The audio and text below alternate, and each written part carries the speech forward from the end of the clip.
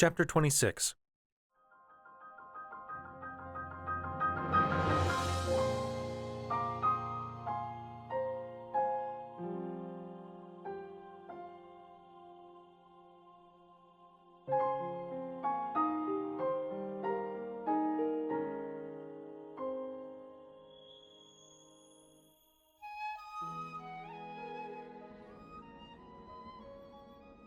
Now what are those guys doing?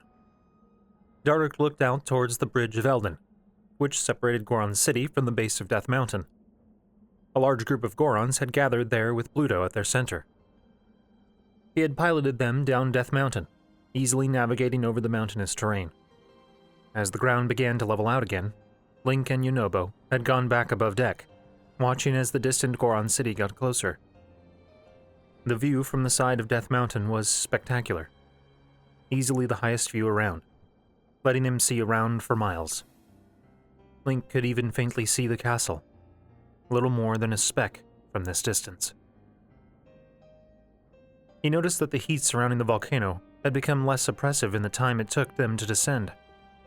While it was still quite hot, even with the fireproof elixirs, he still detected a noticeable shift in just how hot it was. There were fewer streams of magma running down the side of Death Mountain as well, and many of the existing streams seemed to have shrunk in size. The volcano was becoming dormant again, now that Redania no longer stoked its fire. Yunobo even thought that they would be able to start mining again in the northern mine within the next couple of days. There would still be pockets of magma, but that wasn't necessarily a bad thing. Oftentimes, the magma flows from Death Mountain would reveal fresh veins of ore and gemstones. The Goron miners would be busy, exactly how they liked it. A sharp crack resounded in the air, and a moment later something solid struck the side of Redania, sending a tremble through it.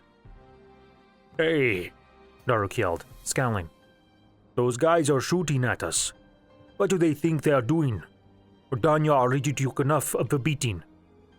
They must think that Redania is coming down to attack them.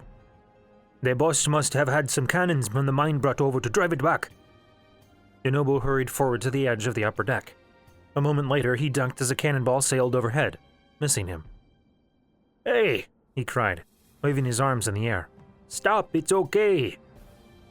The cannon fire stopped, and Yunobo's shoulders slumped in relief. He turned back to Daruk and Link, grinning sheepishly. I guess they didn't realize that we'd won. Guess not, Link said, feeling buoyed by that simple statement. They'd won. Another divine beast had been freed. Another friend avenged. One step closer to ending this once and for all. It was a humbling thought. His journey had already taken him halfway across the nation to meet dozens of people and save 2 entire civilizations. But each time, he was left feeling as though victory had been barely snatched from the jaws of defeat. Luck and the fortunate assistance of friends. What would happen when he didn't have that to fall back on? Quite suddenly, Link wasn't sure if he wanted to go back to Goron City. There would be celebrations and demands for stories. He would be celebrated as a hero, undoubtedly named an official brother of the Goron people. Again. And they would want to know how he would progress his journey. Did he truly want to face that now? He wasn't sure if the sudden downturn in his mood showed on his face or not, but he thought that Daruk was gazing at him with a strange expression. Link carefully kept his face neutral, forcing a smile on his lips. When the divine beast halted at the other side of the bridge, Daruk walked with them back down to the entrance to Redania, but held back, rather than stepping completely into view. As Yunobo passed, hurrying off to greet Bluto, who was staring up at them with an open mouth, Daruk motioned for Link to stay. You doing all right, little guy? Link looked up at him and hesitated. Finally, he nodded, saying nothing. Daruk frowned, fixing him with a stare that Link thought he recognized from before. Link sighed. Just thinking about what comes next. All that I have left to do. Daruk hummed in acknowledgement. Do you know how we Gorons crack the toughest rocks? One swing at a time? Well, yeah, Daruk said, rubbing the back of his head and smiling. But sometimes we also have to keep reminding ourselves of the gems and ore that we are looking for. You can't lose sight of your goal. Otherwise, sometimes it just feels like you're swinging a hammer at a rock. What was his goal? He wanted to defeat Ganon, of course. Eliminate the rot that had infested Hyrule and give the people a chance to rebuild, yet he could feel a warmth pressed against his arm that had nothing to do with the crackling fire before them. A comfortable warmth, one that he could get used to feeling. But he shouldn't. He glanced to the side and caught a glimpse of her green eyes before she looked away, focusing again on the crackling fire. Princess Zelda's face seemed to float before his mind's eye. He felt his face grow flush. Was the goal just defeating Ganon? Little guy. Link pushed his thoughts aside, refocusing again on Daruk. Yeah, you're right. It doesn't do me any good to dwell on all that I have left to do. That's the spirit. He went to slap Link on the back, but his hand passed right through Link's back and out to the front. Link shuddered at the frigid sensation, rubbing his chest. Daruk looked at his hand with a sheepish grin. Sorry about that. Link shook his head, dropping his hand, and looking out at the gathered Gorons waiting across the bridge. Yunobo had reached them, and was speaking animatedly to Bluto, gesturing with his hands. Daruk followed Link's gaze. Thanks for bringing the kid along. When you told me how long it had been, all I could think of was... Daruk shook his head. Well, it's just good to know that everything turned out all right in the end. My grandson. He's got a lot of you in him, Link said, smiling up at Daruk. Will you keep an eye on him for me, brother?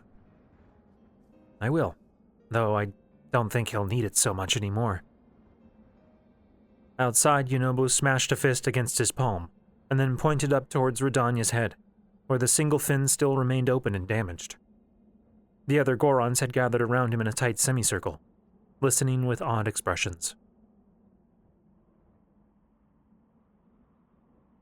Link feasted with the Gorons that night, and he soon found out that when Gorons celebrated, they did so with a refreshing lack of decorum.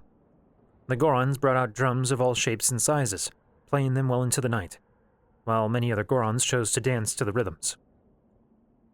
While the Gorons themselves ate only an assortment of rocks and ore, they had managed to find Link a number of meats, fruits, and vegetables somewhere. Link took care of cooking them, though. He had a few distinct memories of Goron cooking, but those that he had weren't pleasant. Bluto had a large cask of Goron ale brought out, which Link finally agreed to sample after a great deal of encouragement by Yunobo. It tasted like muddy water with hints of sulfur and salt, and it was strong enough to send him into a coughing fit. When the communal bowl of ale circled back around the table, he passed on a second sampling. Link and Yunobo were both given seats of honor right next to Bluto, who proclaimed Yunobo a hero, and Link a true brother of the Goron people, which only really seemed to set off another round of drumming, dancing, and drinking. Somewhere along the way, Link found himself in front of one of the drums, playing along clumsily. No one cared if he was offbeat, however, and soon the brothers Vulcan and Trey had gotten up to show the younger Gorons how their generation danced, while Bluto laughed raucously to the side, clapping his hands. The air of celebration didn't end with the first night either.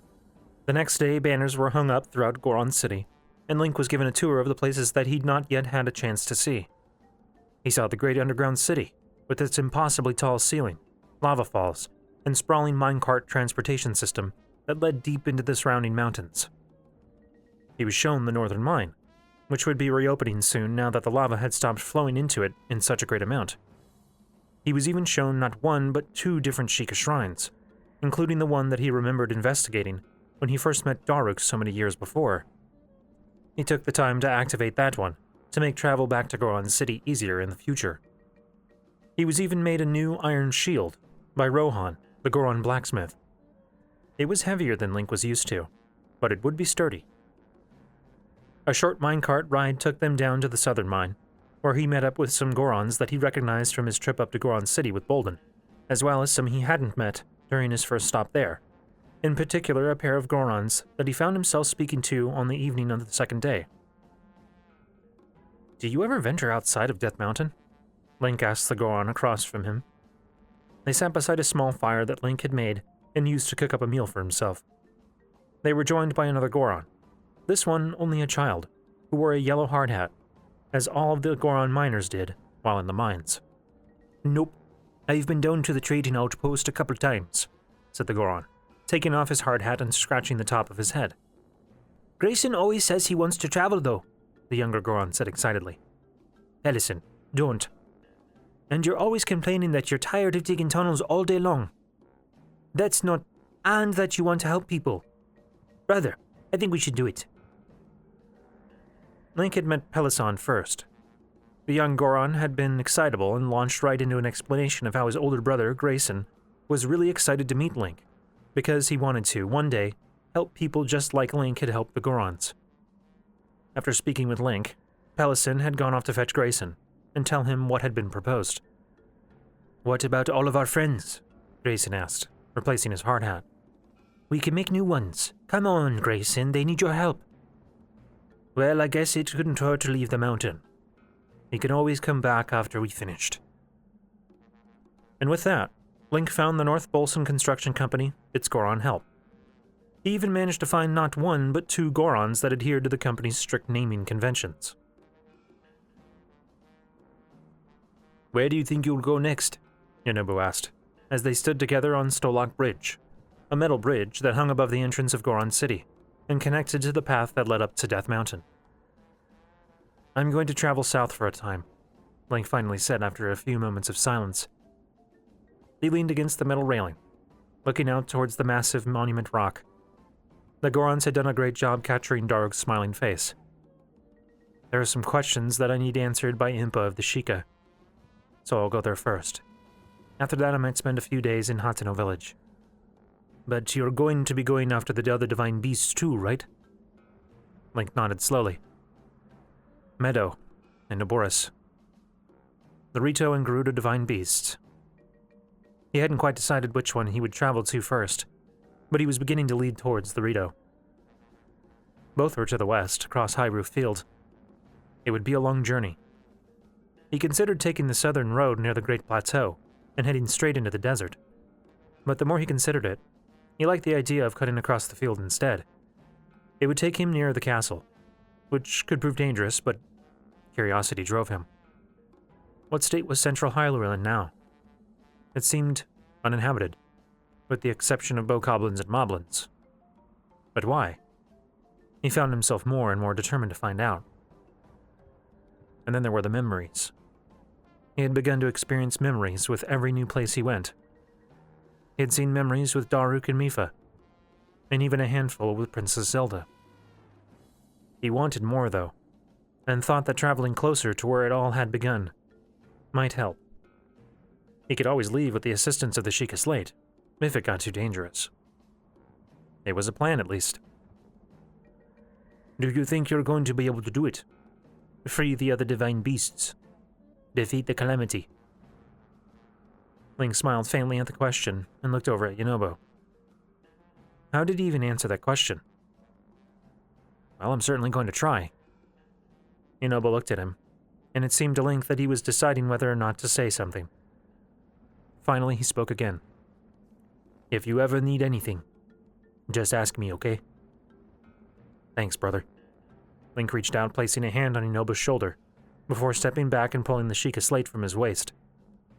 He pulled up the map and found the Elden Tower on it. He looked back up at Yonobu and smiled. "Take care of yourself. I'll visit again soon." Yonobu nodded, looking excited. Link had told him what to expect, but none of the Gorons had witnessed his ability to teleport with the Sheikah Slate. While several others had wanted to be there to see him off, Link had requested only Yonobu's presence at the end. It seemed fitting, after all they'd been through. "Thanks for everything, Link. I'll keep an eye on Rudanya, and make sure nothing else happens to it." The Goron grinned broadly. He had gone to visit Rudanya several times since they returned to Goron City. Daruk had enjoyed the visits greatly as well, and had taken to calling Yonobo the new Goron champion. Link approved wholeheartedly. Link nodded and pressed the screen of his Sheikah slate. He disappeared in a cloud of blue particles, reappearing moments later at the top of the Elden Tower, far down from where he'd been at Goron City. He looked around, taking in the view from the top of the tower. It was considerably cooler down here, and a breeze blew past the tower, further cooling him. He briefly checked his gear, making sure everything was still strapped down properly.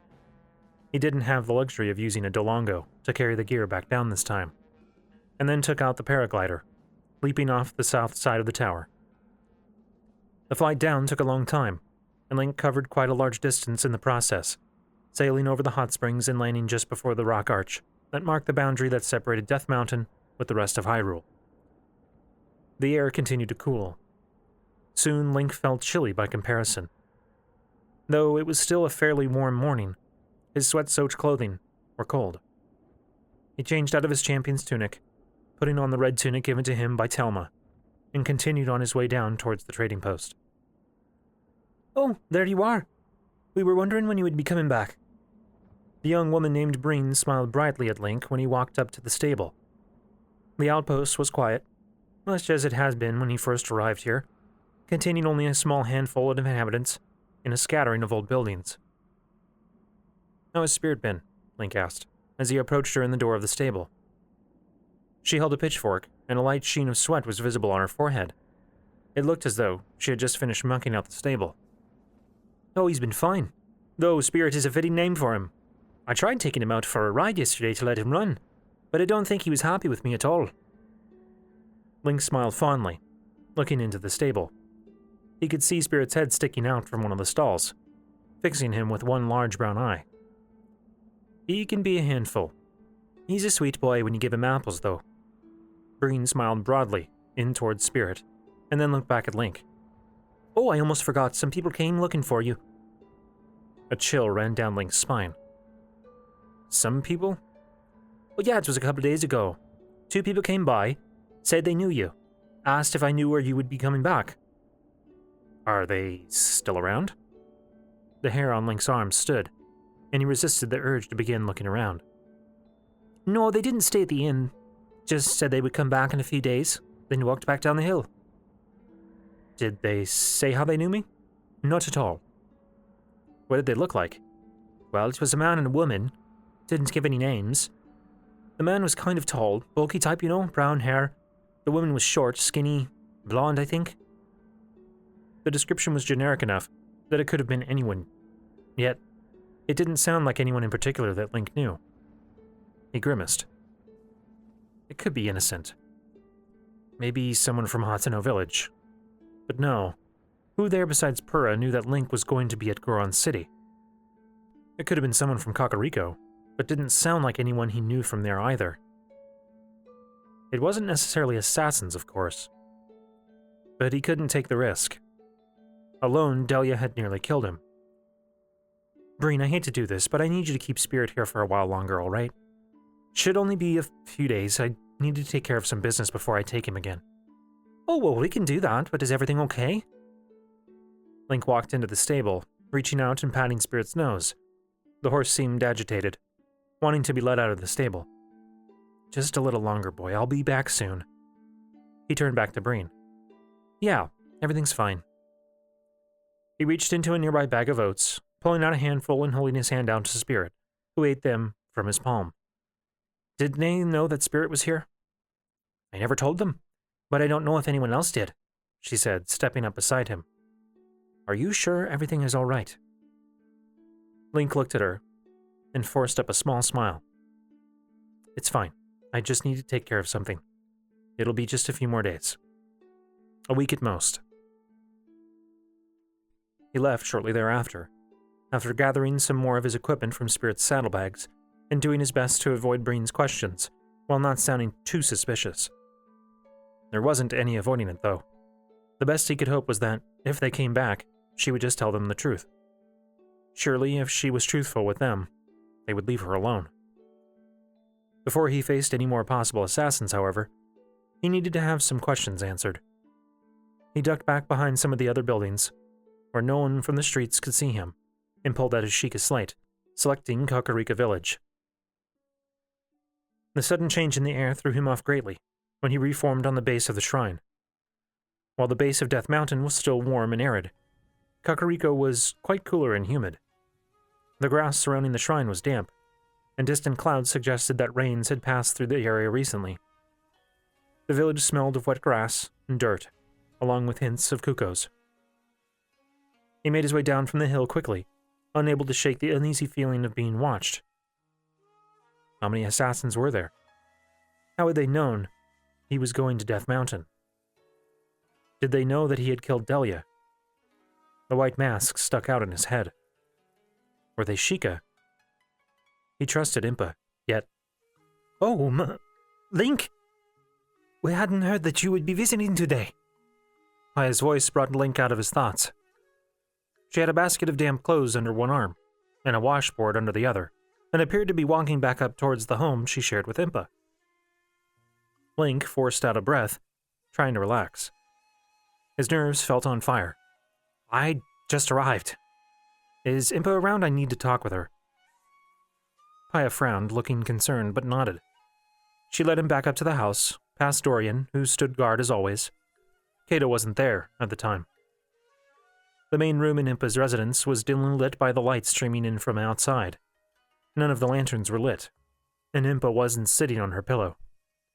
Wait here, Paya said, setting down her basket and washing implements, and then hurried off into the back room to find her grandmother. A minute later, both Impa and Paya emerged from the room. Paya carried a candle, which she used to go around to the lanterns in the room and light them, bathing them in a warm light. Link, Impa said, walking over to him. Sit. He did so, sitting down on the pillow nearest her dais. Impa walked over to her own pillow and sat, sighing as she did so. When comfortable, she looked back up at Link and fixed him with a patient smile. How goes your journey? I am surprised to see you back here so soon. It has been, 2 weeks? Redania is free. A hush fell over the room at his words. Beside him, Paya lowered the candle slowly, looking at him in surprise. Impa's eyes widened. Link felt his face grow warm. I hate this part. The awe. You have freed 2 of the divine beasts. Impa's voice was suddenly thick with emotion. He saw tears at the corner of her eyes. You have not been awake for 2 months, and already you have done more to fight back against the calamity than we have accomplished in 100 years. He remained silent, unable to formulate a response. What she said was true, though, but something about her words bothered him. He had fought these creatures with little more than the tools at hand.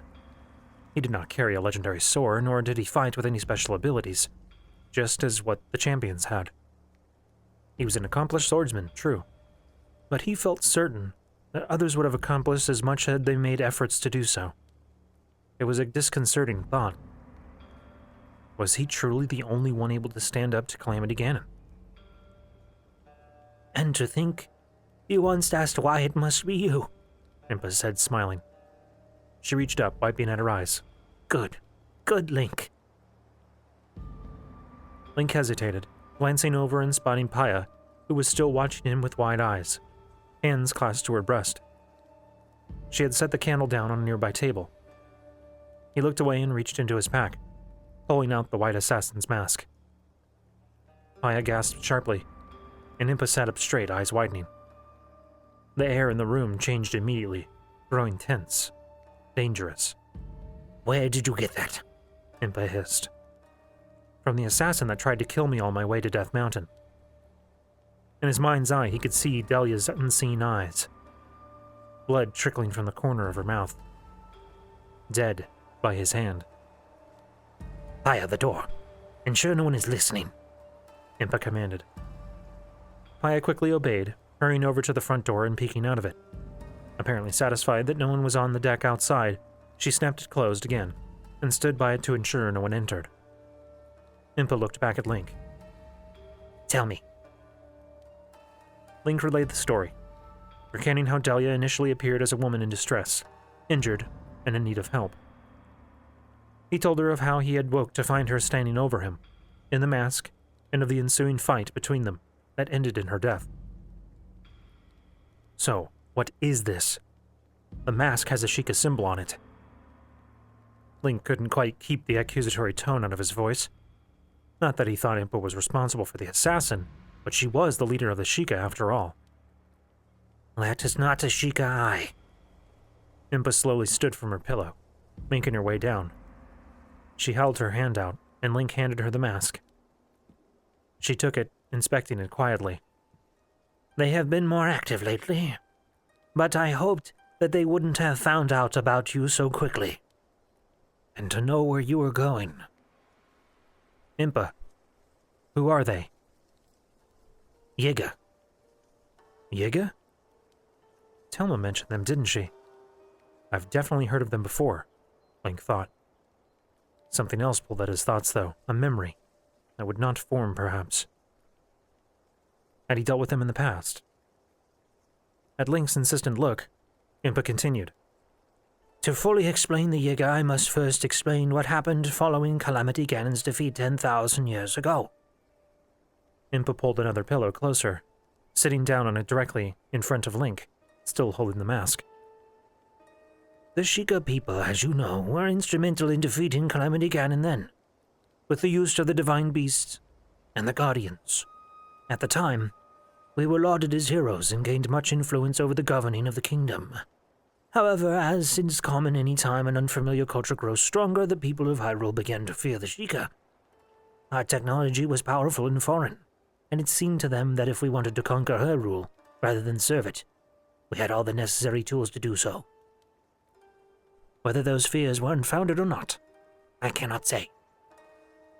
What I can say is that the royal family soon decreed that we were to renounce our technology and to return to our ancestral home of the Necluda region. The Sheikah living near the capital and in the other cities and towns, many of which had never stepped foot in their homeland, were driven from their homes by angry neighbors and former friends. Link frowned. Why didn't the Sheikah just leave? Find a new nation that would accept them. With their knowledge and capabilities, I'm sure they could have done so. Many did just that. Histories suggest that the Sheikah people in Hyrule were much more numerous than they are now. Others renounced their Sheikah lineage, choosing to live among the Hylians in secret, marrying and having children. Not all Sheikah have the distinctive white hair and red eyes, you see, especially when they may have had mixed parentage themselves. Others, as you can see, choose to remain loyal to the family, settling again in Necluda. We built Kakariko village and chose to live as simple folk. Our technology was buried, and much of our scientific research was destroyed. Impa looked down at the mask, gripping it tightly. Her face looked more lined than before. And yet, some Sheikah choose a different path. Some choose to defy the royal family, and kept some of the technology, deciding that if the royal family would not have them, perhaps another master would. They became the Yiga, and they chose to serve Ganon. Link let out a long breath, eyes fixed on the mask in Impa's hands. They serve Ganon. Truly? Yes. Though they remained dormant and hidden for many millennia, they emerged from the shadows shortly before Calamity Ganon's rise. Many people were unaware that the Yiga still existed after so long. They disappeared quickly after the split. It was assumed that they had left Hyrule, as some other Sheikah had, and perhaps they had, only to return when signs of Ganon's return began to become apparent. But when they re-emerged, it became quickly apparent to us that they sought to bring about his return more quickly. They began to engage in thievery and sabotage, stealing or destroying research into the Guardians and Divine Beasts. We made attempts to find and stop them, but they seemed to always know how to evade us. To this day, I do not know where the Yiga clan is headquartered. Eventually, they began to attempt assassinations against people they believed to be most involved in combating Ganon's return. Several Sheikah researchers were killed, and attempts were made on the lives of Pura, Robbie, and myself. The champions were attacked, And of course, you and Princess Zelda were both at the highest risk. You protected her life from more than one failed Yiga assassination attempt in your time traveling together. Link closed his hand into a tight fist. I think they may have been responsible for the damage done to the dam in Zora's domain. Sidon thought it must have been sabotage, and they never discovered who outfitted the Lizalfos with so many shock arrows. Impa nodded slowly. Yes, I agree. In all likelihood, that was an attempt to wipe out the Zora. But that raises even more questions. How did they know that the Zora would be vulnerable to such an attack? Were they aware of the Divine Beast's awakened state? Could they have somehow coordinated with it? Rodania was the same, though I did not see any signs of sabotage there. It seemed to be trying to wipe out the Gorons with Death Mountain's eruptions. Which means that it is likely that either the Divine Beasts have likewise awakened and will be causing disruption and mayhem for their respective peoples. And it is very possible that you may encounter further Yiga sabotage as well. Link grimaced. An assassination attempts. There are 2 more of them waiting for me on the path leading down from Death Mountain. Impa pursed her lips, gripping the mask even more tightly, so much that her knuckles grew white. The mask snapped in half with a sharp crack that made Paya yelp behind him. Shards of the mask fell to the floor in a cloud of white dust. Fools. We've been fools, Impa said, voice bitter. That damned Rito traveling around proclaiming that the hero has returned from the grave to defeat the calamity, while you've been flaunting the old champion's tunic. We should have known that this might happen. Cass. You told me to wear it. That it would give people hope, he said, a frown creasing his forehead. Yes, and I was a fool to suggest it. Hope is a wonderful thing, but now I have only painted a larger target upon your back. I fear that the Yiga will not give up until they succeed in their mission, Link. I freed 2 of the Divine Beasts. Someone was bound to notice eventually.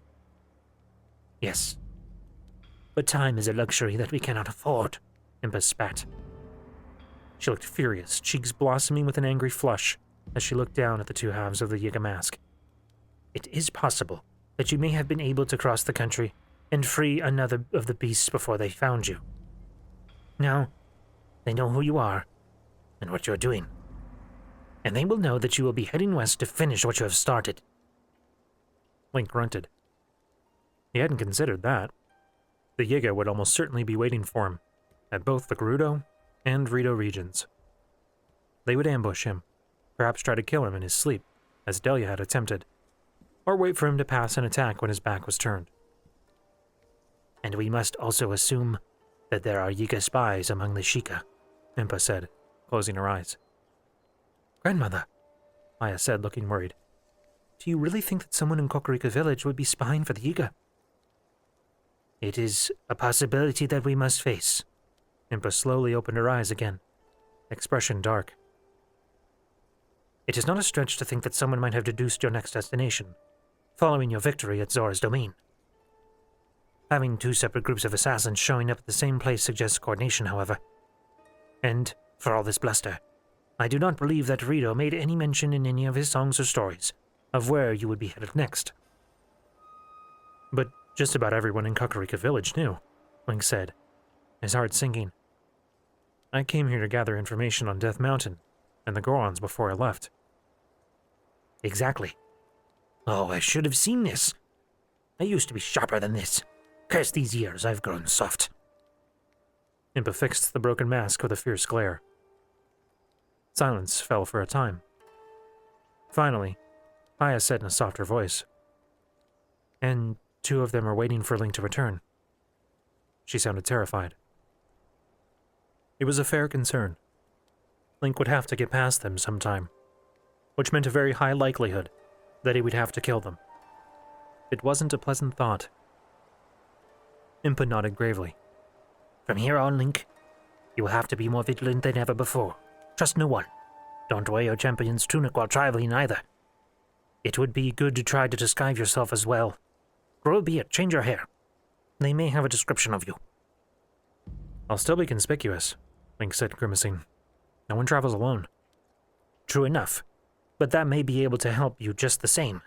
Other travelers you meet on the road should give you pause. The Yiga will rely on surprise and trickery, rather than only attack you in numbers. Use that. I have little doubt that you are a greater warrior than anyone that Yiga can throw at you. He had barely survived his first encounter with a member of the Yiga clan. He wasn't sure what he could do if fighting off 2 or more of them at once. He nodded, however. There was nothing else to it. Is there anything that we can do? Aya asked. Impa gave her granddaughter a sad smile. If I knew of a way to help, I would happily give it. But we do not have the means to patrol the roads and root out the Yiga. What about Hyrule Field? No one travels through there, right? He looked towards Impa, eyebrows raised. Impa's expression grew even graver. In traveling through the field, you would be trading one peril for another of equal danger. Hyrule Field is no man's land.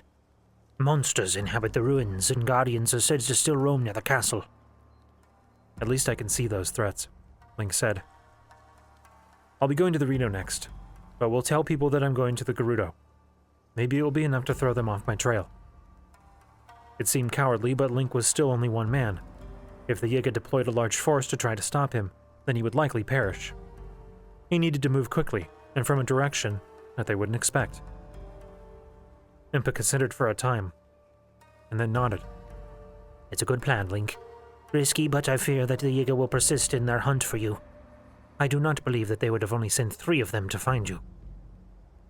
Paya walked over, seeming to have forgotten Impa's orders to remain by the door.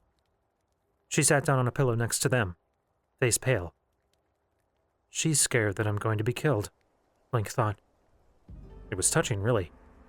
Since his awakening, it didn't feel like there were a lot of people who were concerned for his safety. I'll be all right, Link said, trying to inject more confidence in his tone for Paya's sake. I can handle bokoblins just fine, and I won't stray too close to the castle. It would have to do. He glanced toward Paya, still able to see the worry creasing her forehead. Before he could say anything else to ease her worries, there was a soft knock at the door. They all froze. Looking around at each other in a tense silence, Link reached for his sword. Lady Impa? Dorian's voice through the thin wall. I apologize for disturbing you, but there is a man here to see you. He says that he's an associate of your sister. Impa's eyes widened slightly, and she looked at Paya, nodding. The younger Sheikah quickly rose, hurrying over to the door and sliding it open. Outside stood Dorian, and another man that Link recognized. Simon? Simon looked at Link in surprise from over Dorian's broad shoulder, eyes widening behind his square-framed glasses. Link, how fortuitous to find you. Pura sent me here to see if Lady Impa knew where you were. Dorian allowed Simon to enter after a nod from Impa, and Link noticed something hanging from his hip that he hadn't noticed before. It was a Sheikah slate, though different than Link's. It lacked the refinement and design aesthetics of his own, being larger and boxier. It was attached by a thick wire to another attachment hanging off of Simon's waist. And how is my older sister? Impa asked, lips quirked into a smile. Has she figured out how to revert back to her proper age yet? Simon's expression grew alarmed, eyes darting between Link and Impa. Oh, I had not realized that others knew of her condition. Impa merely cackled.